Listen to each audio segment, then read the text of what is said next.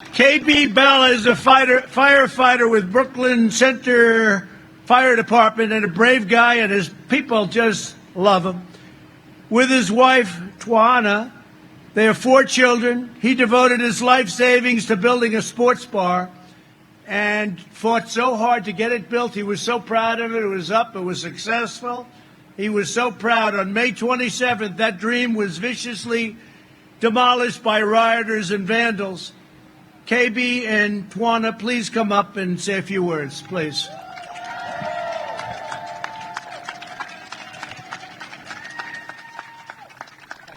Thank you.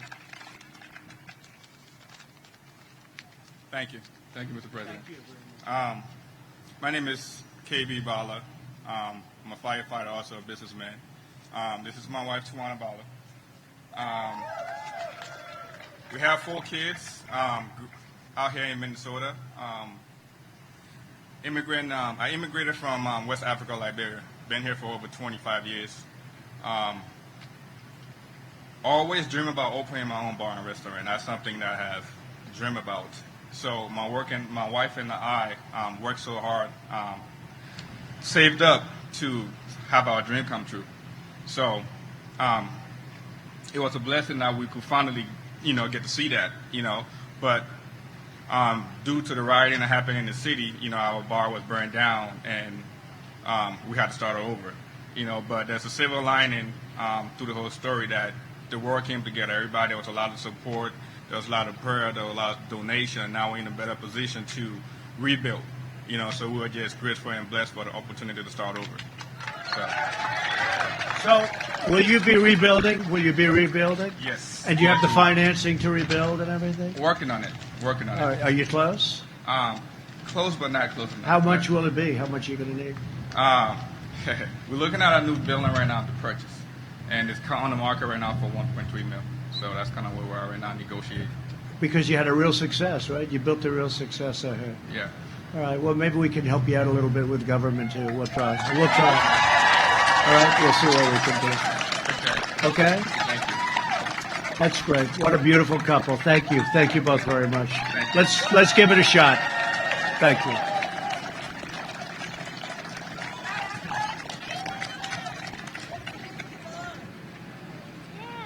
AKB, who wants to know the name of the bar? Go ahead, because the bikers over there, they'll be there. Like right. Even if it's KB, if it's burned down, they'll be there tonight. Right? It's called Scores Sports Bar. Scores Sports Bar. Okay. Yeah. Okay. Thank you. That's great. We'll work on that. Jim Stage owns Lloyd's Pharmacy in St. Paul. A lot of people know Lloyd's, which has operated in the same building for more than 100 years. Until it was set ablaze and burned by the anarchists. They're anarchists. Everyone says, oh, don't use that term. Don't use that term. Radical left. I'll go radical left anarchist, okay, if you don't mind. Until it was set ablaze. It was burned down to the ground viciously. I saw it on television burning. I said, what a shame. Jim, please come up and say a few words, please. Thank you, Jim. Thank you, Mr. President. My name is Jim Stage. I grew up in the Midway area of St. Paul. I grew up going to Lloyd's Pharmacy as a kid, became a pharmacist, and purchased the pharmacy in 2014. As Mr. President said, on the night of May 28th, my pharmacy was looted for 5 hours, and then it was burned to the ground that evening. We do plan to rebuild in the same location. We hope to open up the spring of 2021. Since the building was destroyed, because we were a pharmacy, we had to triage the patients out of another location, Setzer Pharmacy in Roseville, for 6 weeks. In the meantime, we built a satellite location pharmacy, and we got that up running 6 weeks, and we are servicing the Midway area of St. Paul right now out of that location. We continue to service that neighborhood now and will until we get the new building rebuilt. I appreciate the leadership, Mr. President, and the government leaders for anything they can do to uphold law and order in the neighborhood, in the community, so my customers, my employees will feel safe to work and to be about in that city. So thank you, Mr. President, for fighting for law and order in the American cities. And we ask that other politicians rise to the same challenge of protecting our businesses and our neighborhoods. That's what we need. Thank you, Mr. President. Jim, so you own the land. Are you rebuilding the store, the pharmacy? Yes, sir. So you're rebuilding it. Has it started already? The debris has been removed. We haven't broke ground yet. We're hopeful to late August, early September. Is the city at all working with you? Are they helping? Yeah, there's been a little bit of hiccup with the debris because it was No, I hear they asbestos, want you to but- pay your taxes before they remove the debris. Yeah, there was a little You bit of too. that. Yeah, there was more on that in Minneapolis, but in St. Paul, the city of St. Paul worked a little bit better with us on that. All right. Whatever we can do, you know we're going to help too. Okay? Thank you, Mr. President. Thank you. Thank you, Jim. Jamarcus Merger's auto repair shop was looted, burned, and completely destroyed. Then the city of Minneapolis told him he had to pay property taxes before they would clear away the rubble. Same thing, Jim, right? Same thing as you have. Jamarcus, if you could come up and say a few words as to what you're going to be doing, and we'll see if we can help too. Thank you. Thank you. Thank you, Mr. President. Hi, everyone. My name is George Floyd. I moved to Minnesota from Ethiopia 15 years ago. Following the protest of the killing of George Floyd in South Minneapolis, my auto repair shop, which is located on 36th and Nicollet Avenue, was completely destroyed. The contents and customer vehicles and my own tow truck is completely gone. I'm here to build a new life and pursue American dream. And I'm here today to say no to this kind of action. Nobody should not be through this, and this should not be happen to anyone. And when there is a law in order. So thank you, Mr. President, for being here for us and for the others. Thank you very much. Well, thank you very much, and good luck with it. Good luck. You feel confident about the future? Yes, we already cleaning. We are already cleaning up and start rebuilding it. It might take time. This is the only way myself and my two little ones live from. I'm strong. I'm here to fight and to stand up again. That's great. Thank you. Great. We'll be with you too. Okay. And I think we have one of our stars. Is that Kaylee over there? Is that Kaylee? Oh, Kaylee, come here. Kaylee. Hasn't she been a great spokesperson? We've had some very good ones. Kaylee, maybe say a few words, Kaylee. Hello, Minnesota. It's great to be here with you. It is such an honor to work for the law and order president. When Democrats have not taken action, children have been dying in their streets, this president has taken action. Operation Legend, named after 4-year-old Legend Taliaferro, who was shot in his bed, was led by this president. And guess what? As of Friday, we could announce that the killer, suspected killer of Legend Taliaferro, has been found, has been charged, thanks to the law and order president. Thank you. Great job. Thank you very much, Kaylee. John Wolf owns the Chicago liquor store. It's called Lake Liquor. And he had a tremendous business, which has been on the same corner, John, I think, since 1972, right? 1972. His business was looted and set on fire, causing over $1 million in damage. John, please come up, tell us what happened and what we're going to do about it. Thank you, John. Please.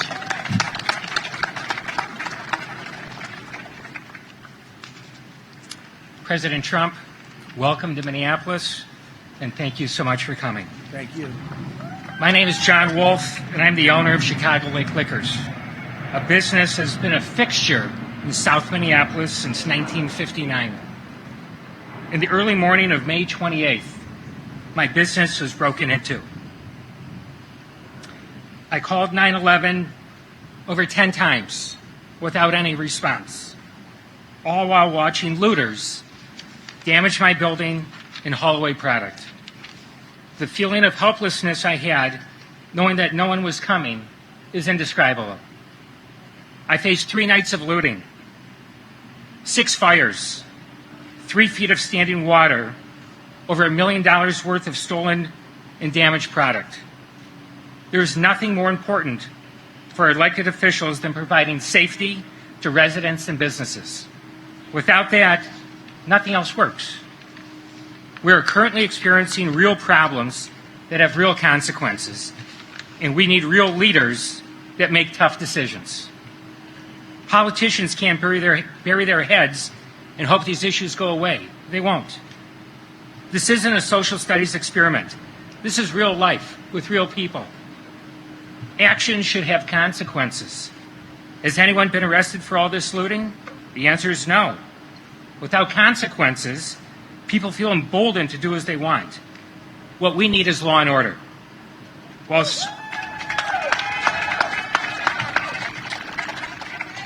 While city leaders discuss reimagining the police department, Minneapolis still needs law enforcement. Here's the deal. I pay a lot of taxes, and in return there's an understanding. The city protects me. I held up to my end. The city of Minneapolis didn't. Minneapolis businesses need a partner in government to provide law and order. And I didn't see anyone locally stepping up to the plate. I believe in this South Minneapolis community and want to rebuild. But I need help. And I know, Mr. President, you can be that partner of mine. Again, thanks, and I so appreciate you coming. Good. Thank you very much. Would you like to say something? Go ahead, please. My name is Kathy Wolf. I'm John's wife. Thank you, Mr. President, for coming today. Thank you, Kathy. As a wife of a businessman, you endure the long hours, sacrifice family time and holidays, ride the waves of up and downs of employee and financial fluctuations, but never do you think you'd have to deal with complete destruction and looting of your business.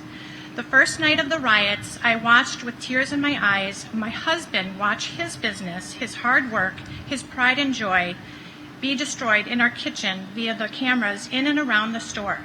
At that moment, I understood the term weak in the knees, and it continued for 3 more days.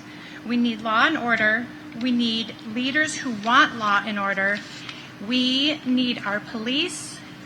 And again, I want to thank you, Mr. President, for being here. You work tirelessly for America. I pray for you, applaud you, and I cheer for you every single day. Well, thank you very much. I appreciate it. Thank you. So, Kathy, let me ask you, when you say long hours, he would be there long when the business was operating. He'd get home very late, leave Yes. very early. It was all work, right? Holidays, too. And then one day he saw these, what would you want to call them? Let's be nice. Let's be nice. Criminals. Anarchists. Yeah, criminals. Let's be nice. Criminals. We'll call them criminals. That's a nice word. But you saw this, and you saw this on television happening, right? We watched it in our kitchen with our children and cried.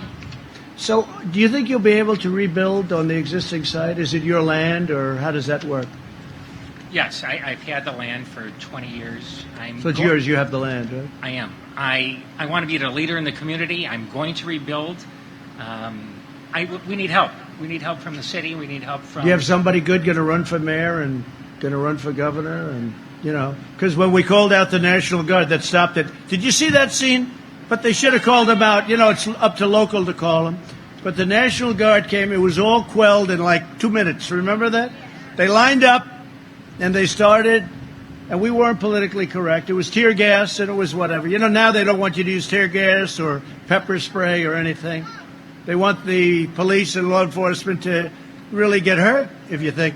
But they lined up, and from the minute you saw the first, the second, the third, they came in buses in a wave. Then they were 4 deep, 5 deep, and they just walked like there was nothing to it, like a knife cutting through butter. And it was all over. That was it. They should have done it. They should have called us a lot sooner. We wanted to go. You know, we have to get called by them. Otherwise, we have to do a very special act, and that's a big deal. But I wish they did. So you still have faith in the community. I do. I have faith in the residents. I have faith in the other businesses. But we need help. I mean, it's an ecosystem where residents need a place safe to live. Businesses need to be protected. Visitors need to feel comfortable. But with that, we need the local government to protect all of us. And that didn't happen. If the National Guard would have been brought in 48 hours earlier, things would have been different. And if this wasn't a time to bring them in, when is the time? Well, there was no better scene than watching the National Guard on that street, and that was a street loaded up with bad people, and they just started moving forward, and they never moved an inch backward, did they? I'll never forget that scene. I said, why didn't they do that 5 days sooner? Because they could have. We were calling, call up the National Guard. We don't need them. Really, your police just ran down the street. And by the way, you have very good police, but they told not to do anything. It's not the police. Your police are great, but it's that they weren't allowed to do what they're supposed to be doing. You know, we just got the endorsement of the New York City Police Association, which is amazing. All over Texas, all over Florida, all over everywhere. Ohio, we have the endorsement of the police groups. I don't know. I would say 100%. Perhaps there's something, I don't know, maybe there's a little group that we don't know about. But all they had to do is be there a little bit sooner. And we were calling, saying, call up the National Guard. But they didn't want to do it. I don't know if it's pride or stupidity. It's one or the other, maybe both. Maybe both. So we'll give you a hand, okay? We're gonna see what we can do. And great job. You did a much better job than he did. Great job. Thank you, John. Thank you, guys.